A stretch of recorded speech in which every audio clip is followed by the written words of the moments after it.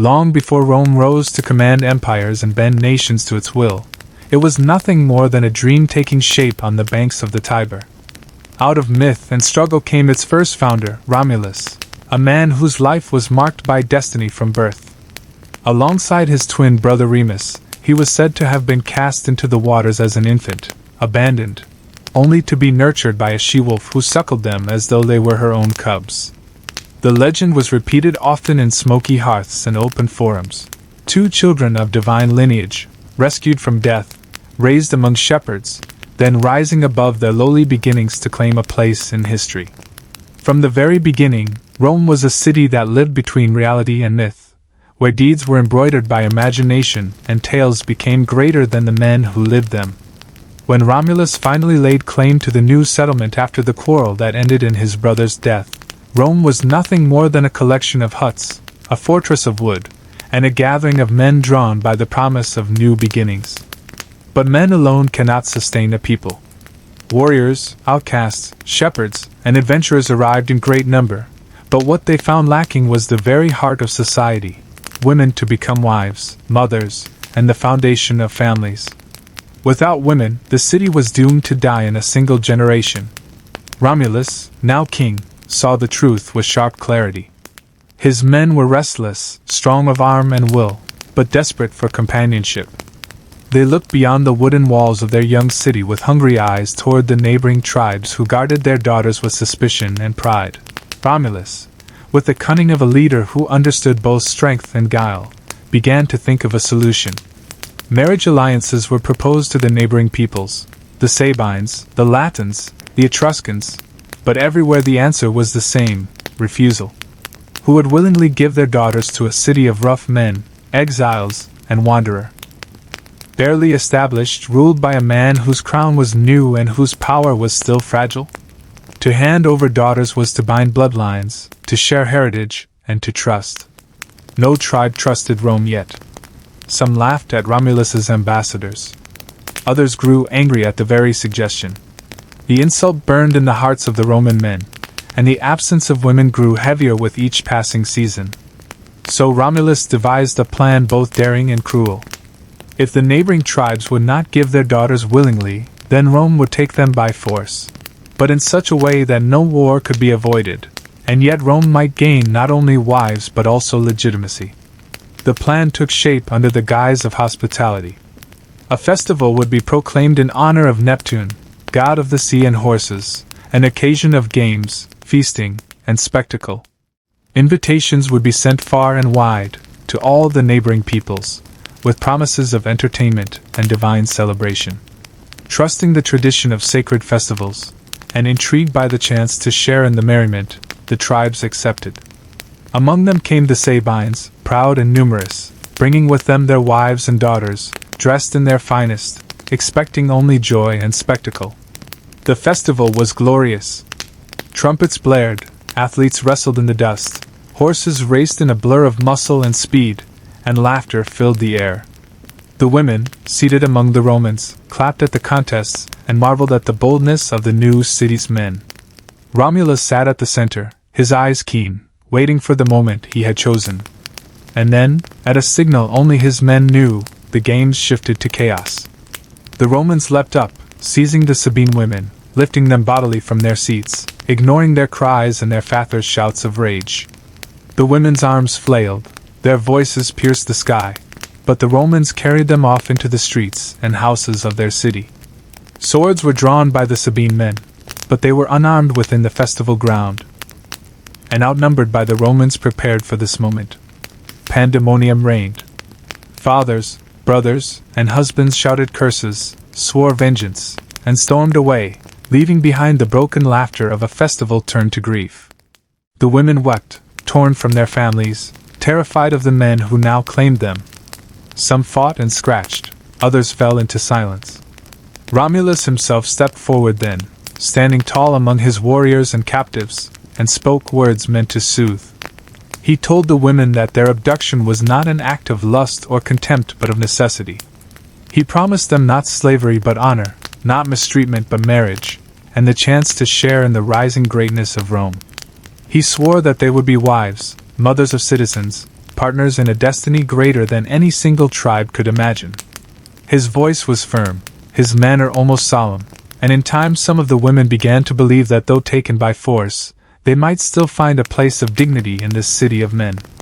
Yet the wound in the hearts of the Sabines and the other tribes was deep. No father forgets the cries of his daughter torn from his arms. No brother forgets the shame of helplessness. They returned to their homes burning with anger, sharpening spears, swearing oaths of vengeance before their gods. Rome had planted the seeds of war.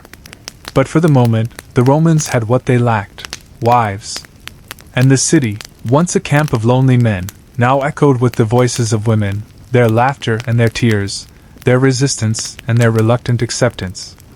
A strange and uneasy harmony began to grow, as new households were formed under roofs still smelling of fresh-cut wood, and the future of Rome took root in the union of violence and necessity. The days that followed the festival were a strange mixture of fear, grief, and reluctant adaptation. The Sabine women, now living among the Romans, found themselves torn between despair and survival. At first, their cries filled the narrow street of the young city, and the men who had seized them tried to console them with gifts, with promises, with the awkward tenderness of men who had never known wives or children before. Some women resisted fiercely, refusing food, cursing their captors, longing only for escape. Others, exhausted and without hope of rescue, began to listen to the words their new husbands spoke. They were told again and again that Rome was not built to dishonor them but to make them queens of a future greater than any Sabine dream. Romulus himself ordered his men to treat their wives with respect, to win their hearts rather than rule them by terror. He knew that fear alone could not bind families, and that children could not be born into a house poisoned by hatred. Slowly, grudgingly, the women began to see that their captors truly sought them as partners, not slaves. Some softened, drawn by the rough but genuine devotion of men who now worked to build them homes, to provide them comfort, to cherish them. Others hardened their hearts and lived only for the hope that their fathers and brothers would one day return with vengeance. Meanwhile, far from Rome, the cries of outrage grew louder. The fathers of the abducted women called councils, stirred their people to fury, and prepared for war. Yet the Sabines were not the only ones outraged. Other tribes too had suffered the insult, their daughters taken. At first they attacked Rome alone, one tribe at a time, but each was defeated. The Romans, driven by desperation to protect their new wives, fought savagely and prevailed. Again and again the raiders returned home humiliated, their numbers cut down, their anger deeper than before. The greatest threat, however, came from the Sabines themselves, whose king, Titus Tatius, gathered a mighty host. Unlike the others, he prepared carefully, forging alliances, marshalling warriors, and studying the defenses of the new city. Rome was strong, but it was still young, its walls not yet unassailable, its people not yet seasoned. A plan was needed. By guile as much as by strength, the Sabines sought an advantage. A Roman maiden named Tarpeia, the daughter of the commander of the Capitoline fortress, betrayed her people. Whether out of greed or deception, she agreed to open the gates to the Sabines in exchange for what they wore upon their arms, the golden bracelets that gleamed in the sun. But the Sabines, contemptuous of treachery even when it served them, crushed her beneath the weight of their shields, burying her in dishonor and giving her name forever to the cliff from which traitors would one day be cast, the Tarpeian Rock. Through her betrayal the Sabines gained entry to the city's heart, and the war reached its fiercest pitch. Steel clashed in the streets. Fathers and brothers, armed with the wrath of vengeance, faced the very men who had stolen their daughters and sisters. The Romans fought with desperation, for to lose was to lose not only their city but their new families, their hopes for children and legacy. The battle surged back and forth, the cries of the wounded echoing off wooden palisades and rough stone walls. At times it seemed the Romans would be crushed, at times the Sabines faltered, but neither side yielded. The ground was slick with blood, the air thick with dust and the stink of sweat and iron. And then, into the heart of that chaos, came the women themselves. The Sabine wives of Roman husbands, torn between two worlds, could not watch silently as their fathers struck at their husbands, nor as their brothers sought the death of their children's fathers. With hair unbound and garments torn, they rushed between the lines of battle, their cries piercing louder than the clash of swords. Some carried infants in their arms, others stretched out their hands in desperate plea. "Stop!" they cried. "Stop this madness! You are killing not enemies but family. Fathers, do not strike the men who are now your sons. Brothers, do not shed the blood of those who are your sisters' husbands. And you, our husbands, do not slay the men who gave us life. If you will not cease, then strike us down first, for we cannot endure to see our blood spilled on both sides." The warriors faltered. Their arms fell, their hearts shaken. Who could lift a sword with his daughter weeping at his feet, or with his sister clutching his knees, or with his grandchild wailing in his arms? The fury that had driven them to battle ebbed, replaced by shame and sorrow. For a moment there was silence, broken only by the sobs of the women and the groans of the dying. Romulus himself stepped forward, his voice carrying across the field. He called for peace, for union, for the joining of peoples. The Sabine king Titus Tatius, still fierce but moved by the sight of his people's daughters and sisters, agreed to parley. Words replaced swords, and slowly an accord was reached. Rome would not surrender, but neither would the Sabines depart empty-handed. Instead, the two peoples would join as one. Romulus and Tatius would rule together, sharing power, binding their people in unity. So the women, who had been seized by force, became the saviors of both nations. By their tears and courage they halted a war that would have destroyed their homes on both sides. They transformed violence into alliance, turning enemies into kin. The Romans, once scorned as outcasts, were now bound in blood with the proud Sabines. Families were woven across the lines of former hatred, and children grew up with both Roman strength and Sabine pride in their veins. Thus the city grew stronger, not only by walls and swords but by bonds of love, reluctant at first but enduring. The story of their abduction was never forgotten, nor the bitterness of its beginning, but in time it was remembered also as the foundation of Rome's greatness, that from conflict came union, from division came strength, and that women, often silent in the councils of men, could hold in their hands the power to shape the fate of nations. Peace had been forged, but peace was never simple. In the days following the accord between Romulus and Titus Tatius, Rome became a city unlike any other. It was not merely a place of huts and wooden walls, nor only a camp of warriors, but a living union of two peoples who had once drawn blades against each other. The Sabines brought their customs, their gods, their crafts. The Romans gave them land, protection, and a share in their rising destiny. At first suspicion lingered, as neighbors eyed one another across narrow streets, remembering the blood that had so recently stained them. Yet slowly, inevitably, daily life knitted them together. The women, who had once been the cause of war, became the thread that wove peace.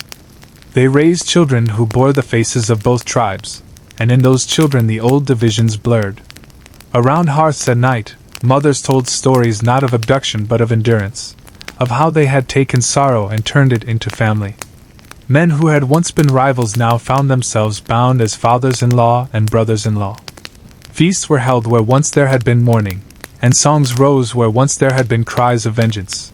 Romulus, wise enough to see the strength in this new unity, honored the Sabines openly. He shared power with Titus Tatius, not grudgingly but in full ceremony, so that both peoples felt their pride intact. Together they judged disputes, commanded armies, and planned for the growth of their shared city. The Roman Forum, once empty ground, became a place of mingling voices, Roman, Sabine, and soon others as well, debating, bargaining, marrying, and binding themselves into something greater than tribe or family. Yet the memory of the abduction did not vanish.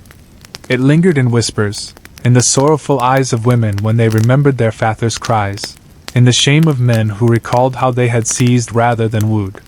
Festivals were held each year to honor the god Consus, said to have favored the cunning of Romulus, and in those festivals echoes of the first great seizure were reenacted.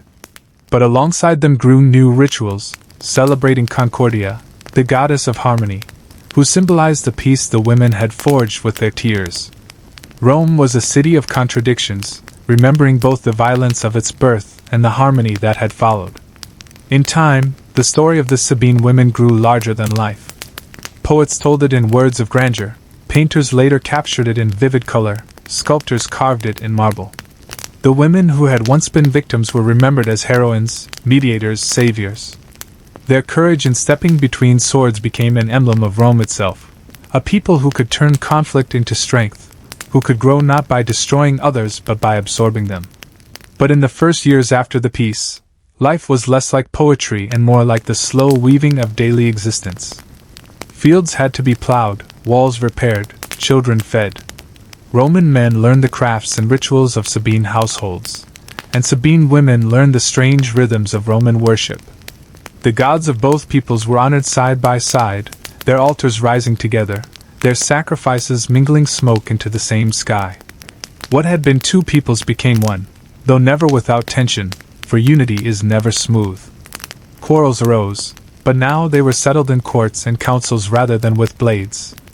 The memory of bloodshed had taught them that no feud was worth repeating the horrors their women had stopped.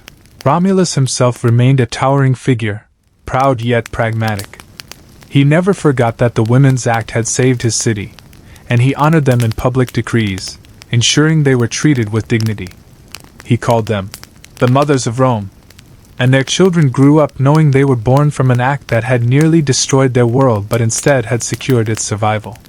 This paradox, the shame of violence and the glory of endurance, became part of Rome. Very character, a reminder that greatness often sprang from hardship. Titus too found his place in the joint rule, though his heart remained bound to his Sabine kin. He brought their traditions into Rome's governance, ensuring his people did not feel absorbed but rather joined. For a time the co-rule was uneasy, but it held, and the city prospered. The mingling of Roman discipline and Sabine resilience created a culture stronger than either alone. The Sabine women themselves, though rarely recorded by name, lived on in legend. They were the unacknowledged queens of a new world, shaping Rome's destiny not by sword or crown but by courage, love, and sacrifice. Their lives were not easy, haunted as they were by memories of the day they were taken, but they found ways to turn sorrow into strength. Their laughter began to return to the streets, their songs to the festivals, their hands to the weaving of garments, and the raising of children who would become the first true Romans. In later years, when travelers came to Rome and asked how this great city had been born, they were told the tale not only of Romulus the warrior but of the women who stopped a war. The listeners would shake their heads in wonder that women, often dismissed as weak, had been the ones to halt the slaughter of men, that tears had done what swords could not. Rome cherished this paradox, for it suited the city's spirit, a place of iron and stone, yet one that knew the power of compassion and union. So the story grew, passed down through generations, until it was no longer merely history but legend. And like all legends, it became a mirror in which the Romans saw themselves, not as perfect, not as blameless, but as a people forged by struggle, by cunning, by violence, and by reconciliation.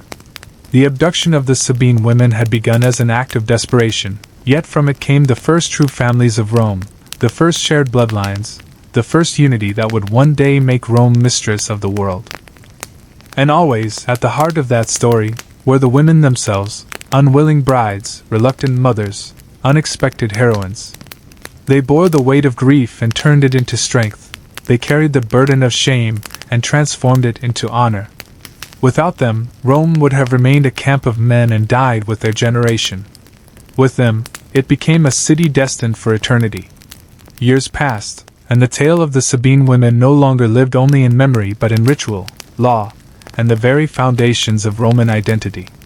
Children grew tall, carrying both Roman and Sabine blood, and with them rose the promise that this young city would not fade like so many others before it.